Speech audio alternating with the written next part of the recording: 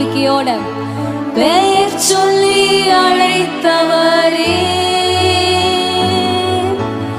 எனக்காக யாவையும் செய்வி. பெயர் சொல்லி அழைத்தவரே, குயவன் கரத்தில் உள்ள களிமண் போலவே, குயவன் கரத்தில் உள்ள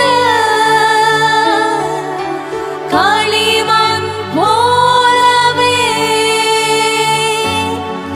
என் காரங்கள் கரத்தில் இருக்கிறது.